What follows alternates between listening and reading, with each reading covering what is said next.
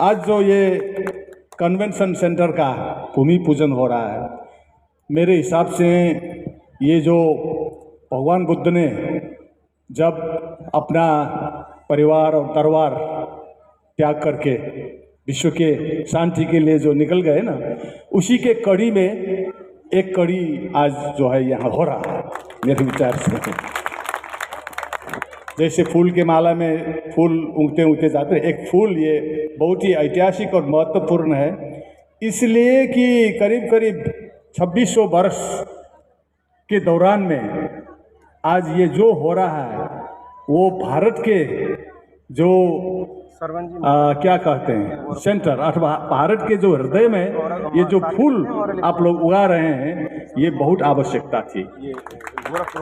क्योंकि माननीय केशव मान शाह के हमारे अतिथि हैं, इनके लिए जोरदार तालियां चलती रहनी चाहिए, तालियां रुकनी नहीं चाहिए जब तक कि वो अपने स्थान पर आने जाते हैं झंडा फहराने के लिए। हमारे अतिथि जो आ रहे हैं और इस कार्यक्रम की शुरुआत होगा।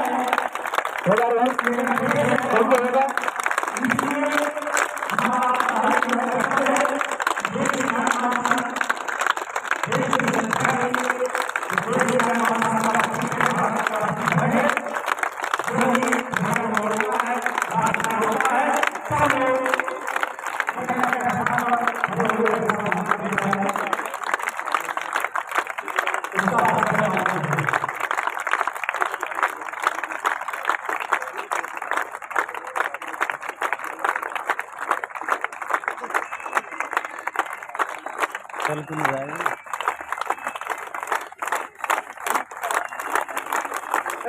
हम कर रहे हैं, छोड़ो चलो। यह तालियां तेज होती रहनी चाहिए।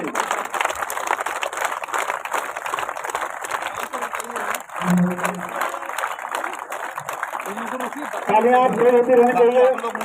आज हमारे बीच अंतर्राष्ट्रीय अतिथि नेपाल देश से चलकर आए हुए हैं माननीय केशव मान शाक्य जी।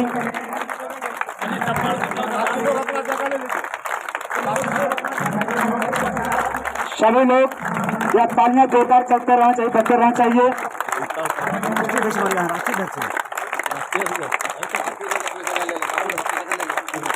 सभी लोग अपना स्थान ग्रहण करेंगे, जहां खड़े हैं वहीं खड़े रहें और बनाए रखें।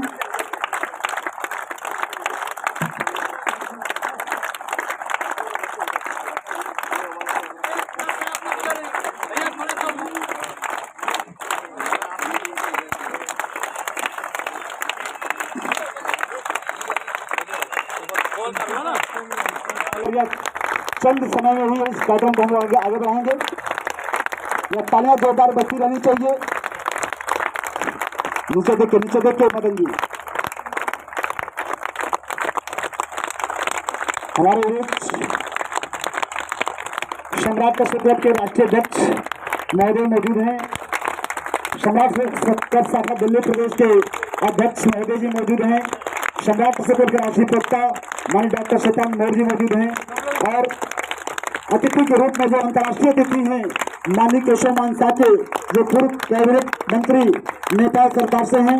आपके लिए बहुत बहुत धन्यवाद कि आप हमारे कार्यक्रम में शरीक होकर के इस कार्यक्रम को ही आपने अंतर्राष्ट्रीय बना दिया।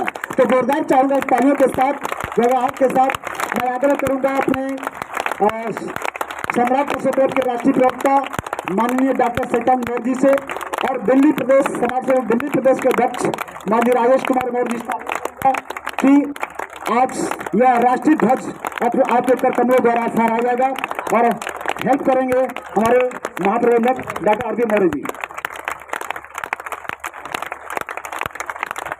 झंडा फहरेगा, सलामी देना है, फिर तालियां हो जाना है और जब बोलूंगा तब राष्ट्रगान करूंगा।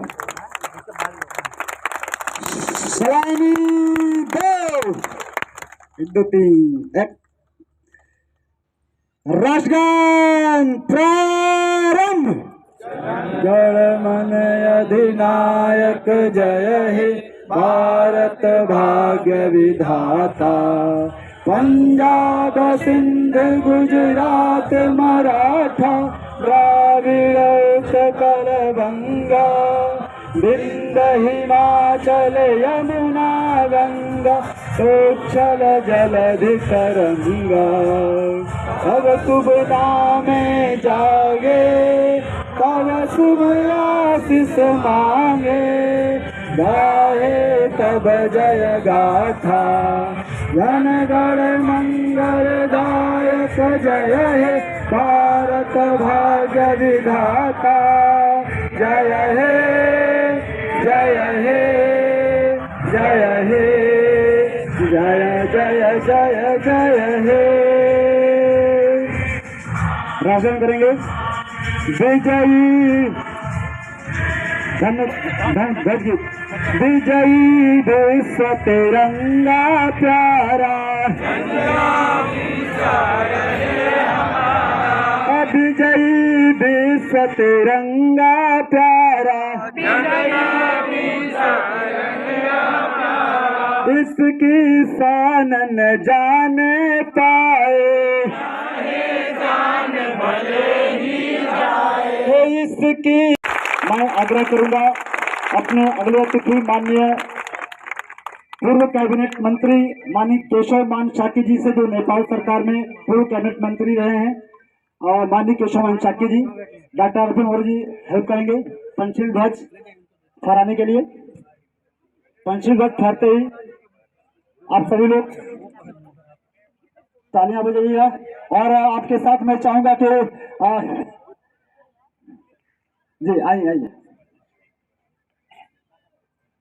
माननीय पूर्व कैबिनेट मंत्री केशव मान शाक्य जी के साथ उनके धर्मपत्नी भी आई हुई हैं। जोरदार ताली स्वागत करेंगे और पंचशील भरने के साथ ही जोरदार ताली बजाएंगे। जोरदार ताली बजाएं आप लोग। यह धर्म ध्वज है, पंचशील ध्वज बहुत ही सुनहरा फहर रहा है आज।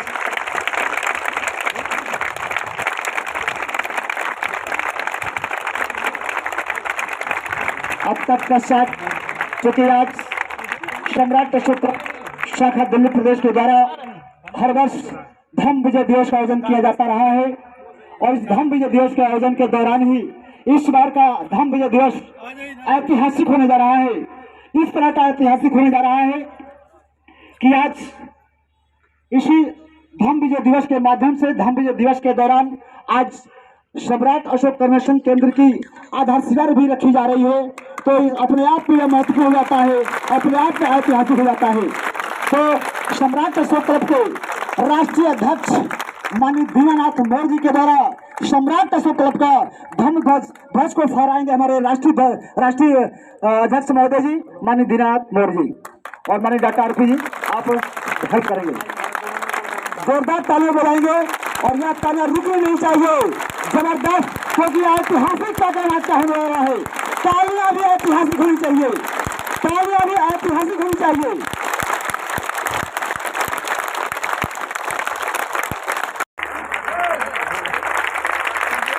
जोरदार तालियां। हाँ, भारत नेपाल मैत्री मैत्री, भारत नेपाल मैत्री, भारत नेपाल मैत्री जिंदाबाद। भारत नेपाल मैत्री, भारत नेपाल मैत्री, भारत नेपाल मैत्री। भारत की है किसके साथ? भारत की है किसके साथ?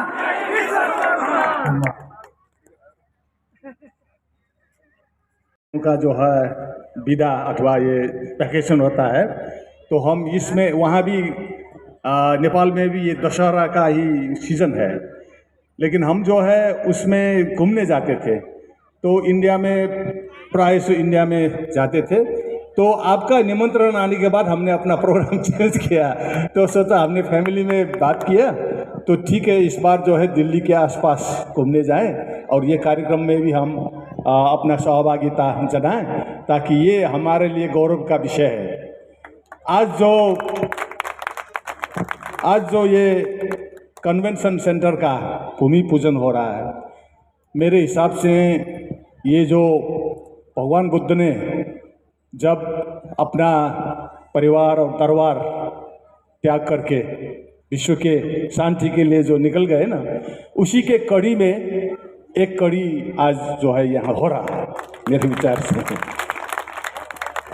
जैसे फूल के माला में फूल उगते उगते जाते हैं, एक फूल ये बहुत ही ऐतिहासिक और महत्वपूर्ण है, इसलिए कि करीब करीब 2600 वर्ष के दौरान में आज ये जो हो रहा है वो भारत के जो क्या कहते हैं सेंटर अथवा भारत के जो हृदय में ये जो फूल आप लोग उगा रहे हैं, ये बहुत आवश्यकता थी, क्योंकि हम नेपाल और भारत के जो सीमाना में जो हम छोटा छोटा देश बनाकर जी रहे हैं, नेपाल, श्रीलंका और उधर भूटान, थोड़ा सा बांग्लादेश भी बुद्धिस्ट कंट्री है, वहाँ भी वो चट्टगांव, हम उसको भी न भूलें वो भी हमारा ही है। तो पाकिस्तान और अफगानिस्तान में भी इतिहास हम याद करेंगे तो वो भी जो गांधार जो सिविलाइजेशन है वो बहुत बड़ा बुद्धिस्ट सिविलाइजेशन है। अभी कुछ महीने पहले हमको बुलाया था वहाँ के सरकार से वो जो जितना भी पुरातात्विक विषय है बौद्धों का, तो वो लोग बुद्धिस्ट को बुलाए थे 4 देश के, तो वो लोग कह रहे थे ये हमारे पास ये संरक्षित किए हुए हैं, आप लोगों का संपत्ति है, तो वो हमारा ही था, लेकिन हम तो इस्लाम बन गए, लेकिन भी हम कदर करते हैं और क्या करें, अब आगे जाने का जो है रास्ता ढूंढ रहे हैं। ये बात उनका भी मैसेज है, होगा अपने उसमें, लेकिन उन पाकिस्तान से जो हमको बुलाया और 4 सरकार के प्रतिनिधि हम भी गए थे, तो उन्होंने कहा कि दिखाया इतना बहुत बड़ा वो पुरातात्विक स्थल है तक्षशिला। वो अफगानिस्तान में तो बामियान का बहुत ही दुखद घटना हुई, तालिबानों ने इतना बड़ा जो, अब जहाँ भी जाएंगे तो फिर सम्राट अशोक का बात और उसके बिरादरी का भी बात निकलता है। मैं थोड़ा सा इसमें इंटरेस्टेड हूँ क्योंकि जो नेपाल, जो थोड़ा सा नेपाल के बारे में मैं आपको जानकारी दे दूँ। ये जो मौसम, ये जो ओकेजन है उसमें सांदर्भिक भी है। तो नेपाल जो है काठमांडू, वो नेपाल का सभ्यता, संस्कृति और राष्ट्र निर्माण, वो कपिलवस्तु और ये जो रामग्राम, शाक्य और कोलियों ने जो एक घटना हुई थी, कौशल के जो बिडुडब ने हमला किया था और नरसंहार किया था, तो वो वहाँ से छोड़कर भागना पड़ा। तो कुछ लोग, अब जो मैं काठमांडू नेपाल से आता हूँ, वहीं से उसी समय से जो है हमारा संतति चल रहा है। अभी भी हम अविच्छिन्न और जीवित ढंग से भगवान बुद्ध की जो धर्म को बचाए रखे हैं। तो वहाँ जो है आप जाएंगे, आप काठमांडू आएंगे तो आपको जो है जो सुना यहाँ वो बिल्कुल फर्क निकलेगा। आप काठमांडू जाएंगे तो वहाँ बुद्ध ही दिखाएगा। 500 तो अभी भी बिहार है, बौद्ध बिहार, वो बिहार में हम संघ चलाते हैं, हम उस बिहार का सदस्य होते हैं। तो हमने सोचा कि वो जो भगवान बुद्ध के समय से अब भगवान बुद्ध के समय में वहाँ जाकर हमने 2 नगर बसाए, दक्षिणी कोलीग्राम और उत्तरी कोलीय ग्राम। 2 कोलीय ग्राम, कोलियों के नाम में, क्योंकि वो रामग्राम से है, तो कपिलवस्तु के भी है, लेकिन अब जो है वो लोग सब अपना नाम जो है शाक्य लिखते हैं। तो सम्राट अशोक समय जब आया तो उनके 2 बेटी थे, बहुत महत्वपूर्ण। एक बड़ी बेटी वो श्रीलंका गई, भिक्षुनी संघमित्रा, तो वहाँ भी आज तक श्रीलंका जो बहुत स्ट्रांग बुद्धिस्ट स्टेट है। तो दूसरी छोटी बेटी थी चारुमती, वो चारुमती काठमांडू आई थी। तो इसीलिए काठमांडू, लेकिन अब इंडिया में ऐसा भ्रम आप लोगों को दिया जाता है कि नेपाल एक विश्व का एक ही हिंदू राष्ट्र है, वो वहाँ जाएंगे तो वो नहीं मिलेगा आपको, वो गलत है। ये भारत में जो, अब मैं कहना तो नहीं चाहता हूँ, लेकिन यहाँ क्यों वो हिंदू देश का जो, इंडिया तो शायद नहीं हुआ, तो वो नेपाल को जो है कहना चाहते हैं, लेकिन नेपाल सही नहीं। इसीलिए नेपाल में जो रिवॉल्यूशन हुआ, जो क्रांति हुआ, करीब 20 वर्ष हो गया, तो हम लोगों ने फिर भारत का जो बहुत ग्रेट पर्सनैलिटी बाबा साहब अम्बेडकर, उन्होंने जो संविधान, अभी भी हमने शुरू में संविधान का जो पत्र पढ़ाया, सुना, बहुत ही भाव विह्वल होने वाला है, क्योंकि मानवता का जो पूर्ण रूप उसमें दिखा देता है, मानव का जो संभावना है, जो भगवान बुद्ध ने जो बनाया था, मानव को जो ईश्वर से भी ऊपर जो ले गया था, वो भारत के संविधान में लिखा है। तो इसीलिए हमको जो है भारत के संविधान को जो नमन किया, वो मेरा भी जो भाव विवल, क्योंकि हमने जो अभी नया जो राष्ट्र बनाया उसका संविधान यहीं का करीब करीब ज़्यादा से यहीं से लिया है। इसमें जो है अब गणतंत्र है, वो एकतंत्रीय राजशाही चला गया, क्योंकि वो थोड़ा सा अच्छा नहीं लगा, क्योंकि वो हिंदू का जो थोड़ा सा वो डोमिनेशन का साथ, फिर जनता ने अच्छा नहीं लगा, तो उनको भी जाना पड़ा। और इसके साथ साथ वो हिंदू राज्य का बनाया था जबरदस्ती, भारत के ही वो प्रयास था, तो वो भी चला गया। अब हम धर्मनिरपेक्ष राष्ट्र, आप लोग पंथ निरपेक्ष करते हैं ना। ये 700-800 वर्षों में हुआ एक बड़ा बदलाव है। तो अब हमारे पास संहिता भी है, और आपका जो यहाँ जातीय विभेद जो बन गया था ना, जो हिंदू का जो वर्ण सिस्टम था ना, वो बहुत ही प्रभाव किया राज्य में और समाज में। तो यहाँ भी समस्या है, तो वहाँ भी थोड़ा थोड़ा उसका प्रभाव पड़ा, तो वो भी हमको अच्छा नहीं लगा।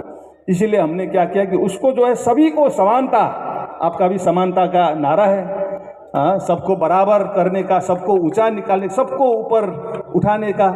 तो ये जो ये अभिलाषा अथवा ये जो आपके संविधान में जो है समानता का, सद्भाव का, जो शांतिपूर्ण समाज निर्माण करने का, वो जो सपना हमारे संविधान में लिया, और उसको हमने अभी नया शब्द दिया, आरक्षण नहीं दिया, वो शब्द को हमने किया कि समानुपातिक समावेशिता, जी ना समानुपातिक समावेशी। वो थोड़ा सा सैद्धांतिक बन गया, वो अधिकार है अब हमारा, वो कोई राज्य से मांगने का विषय नहीं है, वो संविधान से अधिकार प्राप्त है हमारे जो है समावेशी समानुपातिक समावेशिता। और इस तरह जो है नया संविधान जो बन रहा, और हम भी बहुत प्रफुल्लित हो के, भगवान बुद्ध के जो आधार पर निर्माण हुआ राष्ट्र था नेपाल, क्योंकि सम्राट अशोक जब आए वहाँ भी 2 नगर बन गए। एक चारुमती के नाम पे चारुमती वहाँ आई थी, और उनका जो है देवपाल शाक्य से एक राजकुमार से शादी हुई, और उसको हम देवपाल महाराज कहते हैं वो संबोधन में। तो वहाँ देवपट्टन नाम के एक नगर बन गया। उसी नगर के भीतर जो है पशुपति एक विहार था, लेकिन बाद में जो है वो अभी हिंदुओं का बहुत बड़ा मंदिर है वो। लेकिन वो वहाँ भीतर जाएंगे तो आप अभी भी बौद्ध विहार का अवशेष आपको दिखाई देगा।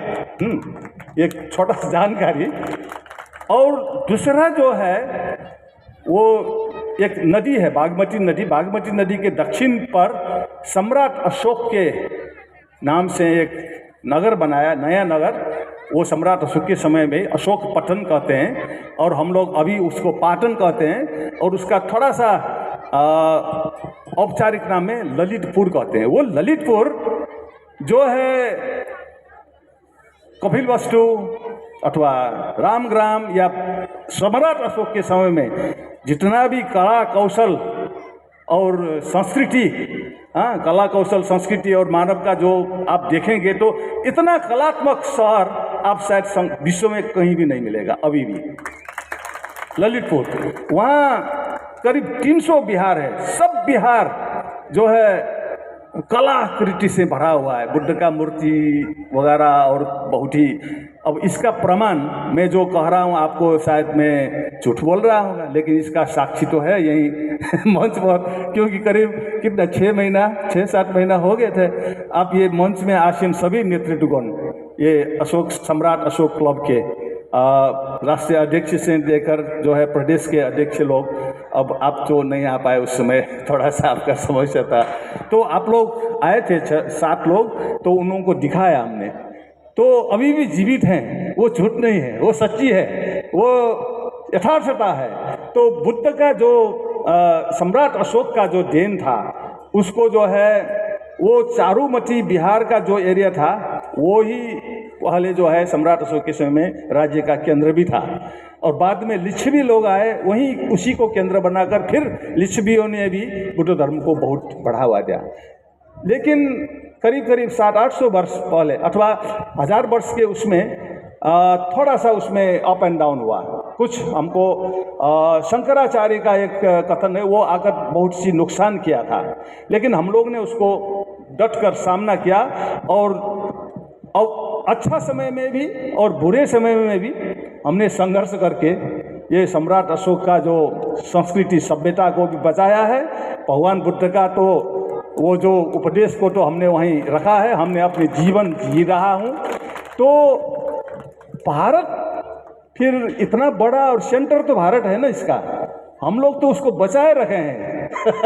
और श्रीलंका भी बचाए रखा है। श्रीलंका सम्राट अशोक की बड़ी बेटी के उसका जहाँ वहाँ जाएंगे तो संघमित्रा और महेंद्र भिक्षु का नाम ही सुनेंगे आप लोग। तो काठमांडू में आएंगे तो फिर अब जो है चारुमती बिहार का हम तो थे, लेकिन उसका महत्व हम भी भूल गए थे। लेकिन जब आप लोग आए और लास्ट ईयर उनके जो है संतति, उनके जो है हम लोग भी है वही शादी वादी सब वही, इसीलिए हमको ये लग रहा है कि जब आपके पास आएंगे तो हम मामा के घर आए हैं। आपको तो आपका भतीजे है आप लोग। तो लेकिन हमको क्या है कि मामा का घर सभी बच्चों का जो है सपना होता है। मामा का घर जाने का मतलब बहुत अच्छा, बहुत क्या है, अच्छा लगता है। लेकिन हम मामा के घर में आए तो मामा ही नहीं मिलता है यहाँ। तो खो गए थे हमारे मामा, लेकिन आप लोग ही हमारे मामा थे। तो आप लोग अब मिल गई, इतना सारे देखिए और ये सब।